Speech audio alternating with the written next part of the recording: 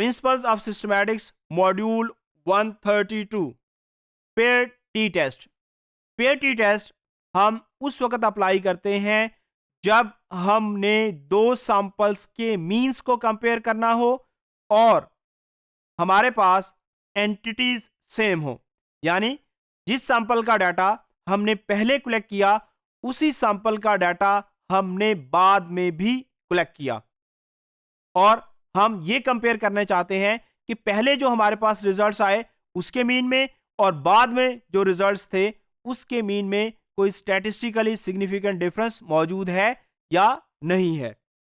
इस स्लाइड के अंदर अगर हम देखें तो इस स्लाइड के अंदर हमारे पास दो सैंपल्स हैं, एक एक्स सैंपल है और एक वाई सैंपल है। यानी पहले हमने जब डाटा रिकॉर्ड किया उसको हमने एक्स का नाम दिया और बाद में इन्हीं सैंपल्स का जब डाटा कलेक्ट किया तो उसको हमने वाई का नाम दिया। अब जो पहले हमारे पास डाटा आया वो 9, 12, 13, 20 और 5 वैल्यूज आई। उसके बाद हमारे पास बाद में इन्हीं का जब हमने डाटा कलेक्ट किया तो हमारे पास जो आंसर्स आए 12, 14, 19, 25 एंड 10। ये हम ये कह सकते हैं कि ट्रेनिंग से पहले का स्टूडेंट्स का स्कोर और ट्रेनिंग के बाद जो स्टूडेंट्स का स्कोर। अब हम इसको कंपेयर करना चाहते हैं तो दोनों के अंदर जो डिफरेंस आया उसको हमने डी से रिप्रेजेंट किया। तो यहां पे देखें कि जो हमारे पास डिफरेंसेस आए -3, -2, -6, -5 एंड -5। उसके बाद ये जो डिफरेंस आया इस डिफरेंस का हमने स्क्वायर ले लिया। स्क्वायर लेने के बाद इन सब का हमने समेशन डी स्क्वायर, इन सब का हमने सम कर लिया। अब जो पेयर टी टेस्ट है, पेयर टी टेस्ट के लिए हमारे पास जो फॉर्मूला है वो डी बार क्या है? ये बेसिकली जो हमारे पास दोनों जो सैंपल्स थे उसका जो डिफरेंस है उसका मीन डी बार कहलाता है। और उसके बाद सिग्मा स्क्वायर डी ये वेरिएंस है, एन यहां पे नंबर है। अब हमने जब वेरिएंस निकाला तो वेरिएंस हमारे पास आया 20.34। ये वेरिएंस का फॉर्मूला है। इस वेरिएंस के फॉर्मूले के अंदर जब हमने वैल्यूज पुट की तो हमारा जो आंसर आया वो 20.34 है। उसके बाद डी बार हमारे पास 4.2 आया। उसके बाद वेरिएंस और डी बार और एन की जो वैल्यूज हैं इन तमाम वैल्यूज को हमने टी टेस्ट यानी पेयर टी टेस्ट का जो फॉर्मूला था उसके अंदर पुट किया।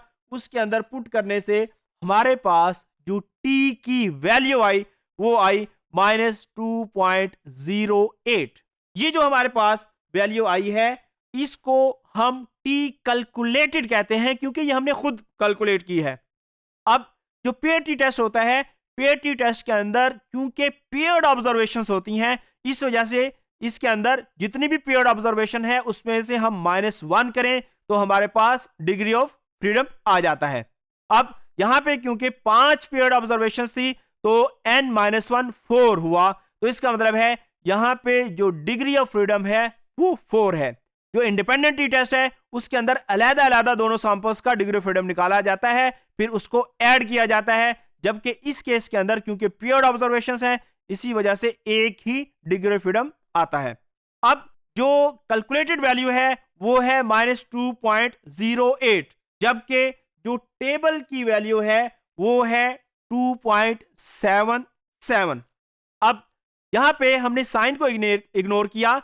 हमारी जो टेबल की वैल्यू है वो बड़ी है और जो हमारा आंसर आया है जो कैलकुलेटेड वैल्यू है वो छोटी है। इसका मतलब ये हुआ कि जिन सैंपल्स को हमने कंपेयर किया उनके अंदर स्टैटिस्टिकली सिग्निफिकेंट डिफरेंस मौजूद नहीं है। तो इस तरीके से पेयर टी टेस्ट के जरिए से हमने ये मालूम कर लिया कि जो ट्रेनिंग से पहले और ट्रेनिंग के बाद जो स्कोर है उसके अंदर स्टैटिस्टिकल डिफरेंस मौजूद है या नहीं है। तो पेयर टी टेस्ट हम उस वक्त अप्लाई करते हैं जब हमने दो सैंपल्स के मीन्स को कंपेयर करना हो और हमारे पास जो ऑब्जर्वेशंस हैं वो पेयर्ड हों। उसके अलावा इसमें हम जो हमारा पहला स्कोर होता है या बाद में जो स्कोर होता है उसका हम डिफरेंस निकालते हैं, उसके बाद उस डिफरेंस का हम स्क्वायर निकालते हैं, उसके बाद वेरिएंस और डी बार एन और वेरिएंस की वैल्यूज जो है हम टी टेस्ट के फॉर्मूले के अंदर पुट करते हैं और हमारे पास कैलकुलेटेड वैल्यू आ जाती है। बाद में ये जो कैलकुलेटेड वैल्यू है इसको स्टैंडर्ड वैल्यू से कंपेयर करके हम ये पता चलाते हैं कि स्टैटिस्टिकल डिफरेंस मौजूद है या फिर नहीं है। तो इस केस के अंदर हमने देखा कि दोनों जो वैल्यूज हैं पहली और बाद में, उसके जो मीन के अंदर स्टैटिस्टिकल डिफरेंस मौजूद नहीं है।